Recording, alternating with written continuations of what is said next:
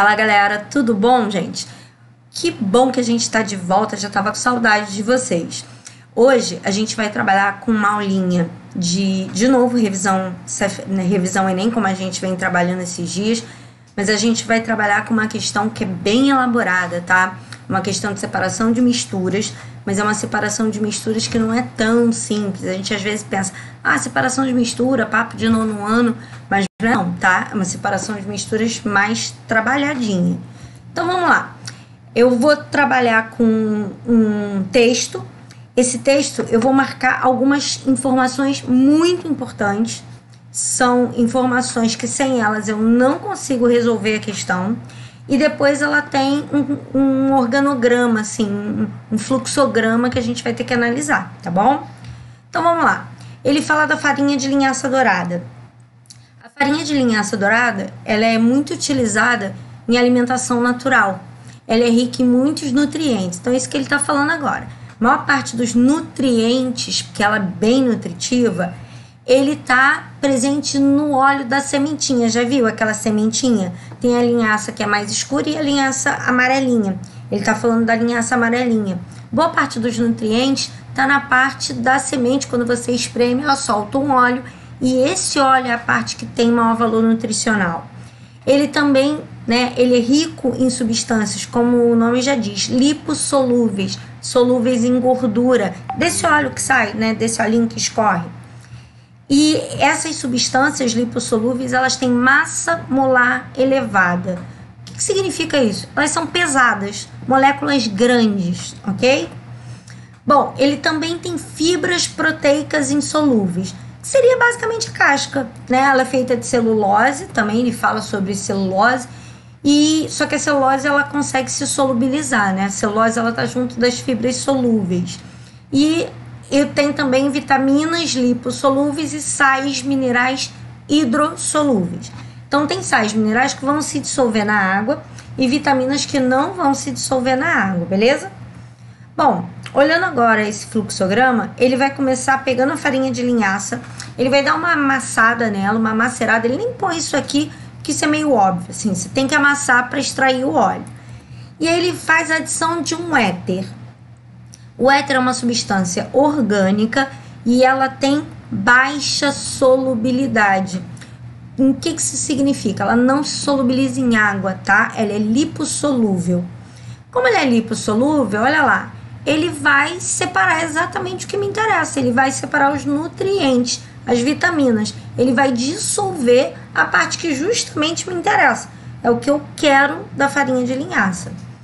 E ele vai fazer uma filtração. Por quê? Lembra que uma parte vai se dissolver e uma parte não vai se dissolver? Na filtração, lembra da filtração que a gente já falou numa outra aula? Você vai passar por um filtro, uma parte escorre, o filtrado escorre e alguma coisa vai ficar retida. Então, o que ficou preso? Fibras insolúveis, que não se dissolveu no éter, sais minerais hidrossolúveis. Como eu falei, o éter tem baixa polaridade. Eu não vou dissolver esses sais minerais no éter. Ele não fica solvido no éter, tá bom? Então, isso vai ficar preso no filtro. E vai ser o nosso resíduo 1, tá? E aí eu vou pegar esse resíduo 1 e vou adicionar água. Quando eu adiciono água, essas fibras insolúveis aqui, elas não vão se dissolver. O nome está dizendo, insolúvel. Ele não vai se dissolver em nada, nem éter, nem água. Mas esses sais minerais hidrossolúveis vão se dissolver na água. Então, eu tinha uma substância que estava na mistura com éter, filtrei, uma parte ficou retida. Nessa parte que ficou retida, eu coloquei água, dissolvi uma outra parte. Vou fazer outra filtração. O resíduo 2 vão ser as fibras insolúveis. Lembra que ele não se dissolveu em nada, então ele vai ficar retido no filtro. E o extrato aquoso, extrato que tem água, ele vai separar os sais hidrossolúveis e vai fazer uma mistura. E essa mistura vai ter características homogêneas, ou seja, uma fase só. Bom, vou fazer uma destilação. Para quem não lembra, destilação eu vou passar por um processo de evaporação ou ebulição, se preferir, e depois uma condensação. Ou seja, a água vai passar para o estado gasoso e depois ela vai passar para o estado líquido novamente. Mas os sais minerais, eles não conseguem fazer esse processo de vaporização, porque o ponto de ebulição deles é elevado. Então, no destilado, é a parte que vaporizou e que eu depois condensei, vai ficar só a água pura. E o resíduo 3 vão ser os sais minerais hidrossolúveis, aqueles que tinham se misturado com a água. Não é nada disso que eu quero. O exercício está pedindo para você marcar em que parte eu vou conseguir obter as vitaminas, os nutrientes. Vamos voltar para a nossa parte etérea? Aqui, ó, extrato etéreo, a parte orgânica. Eu vou ter o que for dissolvido nessa parte etérea, então as vitaminas e os nutrientes, e o próprio éter. Vou fazer uma nova destilação, uma segunda destilação. No destilado 1 é a parte líquida, tá? Destilado é a parte que fica líquida, que vai vaporizar e condensar. Então, essa parte é o éter. E o que eu quero? Eu não quero as vitaminas, eu não quero os nutrientes. Isso vai ficar no resíduo 4. Então, a minha resposta dessa primeira questão, bastante elaborada, você vê que ela tem um raciocínio bastante complexo, são as vitaminas e os nutrientes que vão ficar no resíduo 4. Mas aí entra a malandragem de fazer coisas do Enem. Se eu já sabia desde o início que o que eu queria eram as vitaminas, e eu percebi que ela estava dissolvida na parte etérea, eu nem precisava olhar para cá. Esse pedaço todo que eu expliquei para vocês era desnecessário. Bastava eu ter seguido essa parte do extrato etéreo e ter entendido o que acontece na destilação, tá? Então, na verdade, eu podia ter resolvido ela mais rápido. Mas, como eu estou explicando, acabei explicando tudo, tá bom? Então, tá lá, ó, resíduo 4. Essa é a nossa resposta. Outra questão que é interessante é uma questão de arraste de vapor. Ela tem alguma coisa semelhante a essa parte de condensação, evaporação, que a gente chama de destilação. Ela se parece com a destilação. Então, ó, vê que aqui a gente tem um gerador de vapor. Esse vapor, água quente, né, o vapor de água quente, ele passa através das folhas e retira dessas folhas aromas, retira substâncias com cheiro. Nesse caso aqui, ele está usando capim-cidreira. Muita gente usa eucalipto, né? Tanto faz, tá? E aí a gente vai observar que, de uma certa forma, o que ele fez foi isso aqui, ó. Uma água no estado gasoso, ela vai evaporar, vai subir, vai passar através desse extrato. Então, ó, evaporou a água, passou através do extrato. Isso podem ser folhas, pode ser pedaço de casca de laranja, pode ser pedaço de casca de limão, podem ser cravos, canela. Esse vapor quente, ele vai fazer com que essas substâncias que tenham cheiro, que tenham propriedades físicas, né, voláteis, que evaporem rápido, que eles acabem sendo arrastados com vapor quente. E aí ele passa por um condensador, tá vendo aqui, ó? Ele vai passar por esse condensador. Nesse condensador ele volta para o estado líquido. Só que não vai voltar só a água ou só o óleo, tá? Essas substâncias que são normalmente voláteis, elas não são muito boas de se misturar com a água, não. O vapor quente, o nome já está dizendo, ele só arrastou. O vapor quente, ele passou por essas folhas e levou com ele essas substâncias voláteis, que foram condensadas aqui no condensador. Depois que chega aqui no finalzinho, vai pingar duas fases. Vai pingar a fase óleo, que são os óleos essenciais, e a fase água. Depois eu vou ter que separar por decantação, ok? Então, ó, aqui é uma forma caseira de se fazer esse processo. Tá vendo a panela de pressão? A panela de pressão gera vapor. Esse vapor sobe, passa por entre as folhas. Durante essa passagem, ele arrasta compostos voláteis. Esses compostos voláteis vão resfriar. Aqui você vê que ele está em contato com o meio ambiente. Então, ele vai resfriar e vai se acumular nesse recipiente aqui. Aqui embaixo, tá vendo um caninho? O líquido que tiver maior densidade, aí eu vou ter que ver se é água, se são esses produtos voláteis, normalmente é a água. Ele vai escorrer aqui e o que vai sobrar aqui em cima, então, é a substância que me interessa, tá? Normalmente a água fica embaixo, mas de qualquer maneira eu vou ter que fazer essa decantação, separar por densidade, beleza? Então, tá aqui, extração por arrasto, tá? É o vapor quente que está arrastando as substâncias que tem essa característica volátil.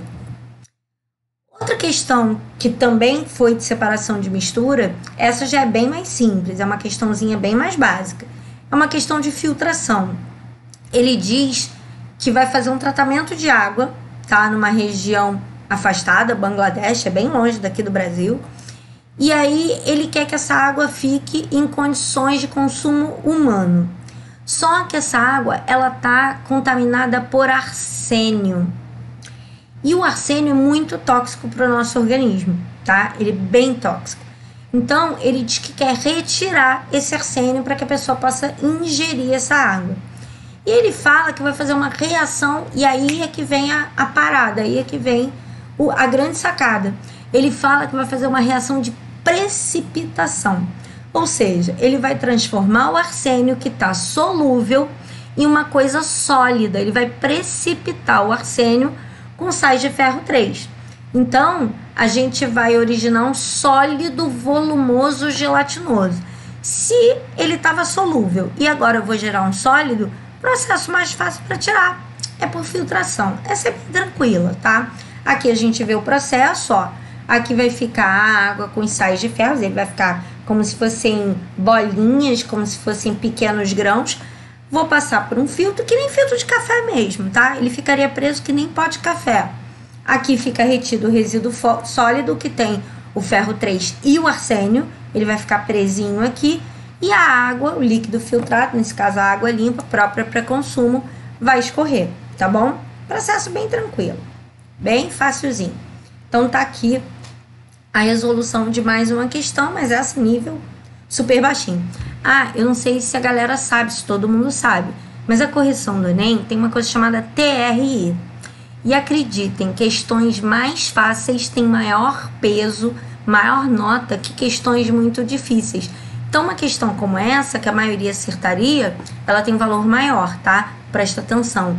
Não perde tempo nas questões difíceis, não. Faz as questões fáceis primeiro, porque normalmente elas têm um peso maior no TRI. Elas valem mais, acredite se quiser. Bom, aqui a gente tem outro fracionamento de mistura, tá?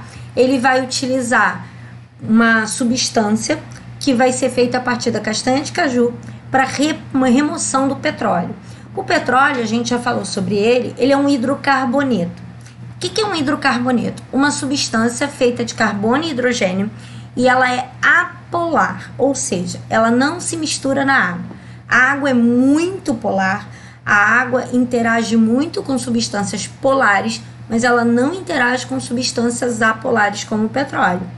Bom, esse petróleo ele não está em grande quantidade, ele é um contaminante. O que isso significa? Que ele está em pequena quantidade, que ele não está em quantidades exorbitantes, tá?